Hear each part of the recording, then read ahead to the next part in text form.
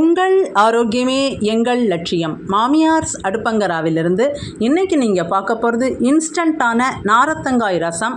எப்படி செய்கிறதுன்னு பார்க்குறதுக்கு முன்னாடி இது வரைக்கும் எங்கள் சேனல் சப்ஸ்கிரைப் பண்ணலைன்னா இப்போவே சப்ஸ்கிரைப் பண்ணுங்கள். பக்கத்தில் உள்ள பெல் ஐக்கானையும் டச் பண்ணுங்கள். ஒர்க்கிங் லேடிஸ்க்கு மிகப்பெரிய இன்ஸ்டன்ட் ப்ரிப்பரேஷன் இது.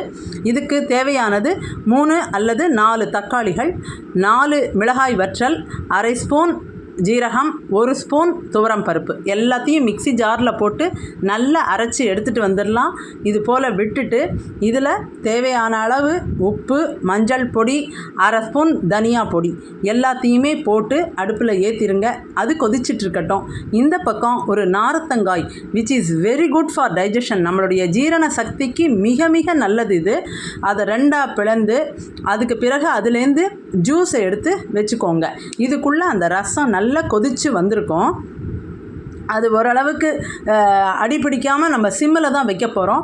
கொஞ்சமாக பெருங்காய பொடி அதையும் போட்டுடலாம். அந்த வாசனை, இந்த கலர் இதெல்லாம் ரொம்ப பிரமாதமாக இருக்குங்க. இந்த ரசம் it equals it's a matchless preparation. So very instant recipe also, very good preparation இது. ஸோ தேவையான அளவு தண்ணியை விட்டுக்கலாம். தண்ணியை விட்டுட்டு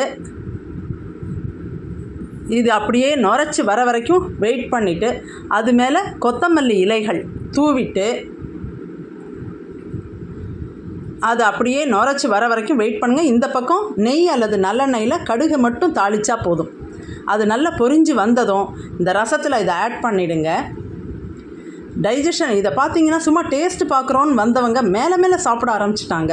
இங்கே பாருங்கள், இந்த ஜூஸையும் இந்த நார்த்தங்காய் ஜூஸையும் தேவையான அளவுக்கு நல்லா ஆட் பண்ணி முடிச்சிடலாம். அவ்வளவுதான். The quickest way of preparing. Ready ஆயாச்சு உங்கள் நார்த்தங்காய் ரசம். ஸோ பாருங்கள், டேம்பரிங் முடிஞ்சுது. ஸோ மேலே மேலே மேலே நல்ல நல்ல ரெசிபீஸோடு வரோம். உங்களை சந்திக்கிறோம். தேங்க்யூ.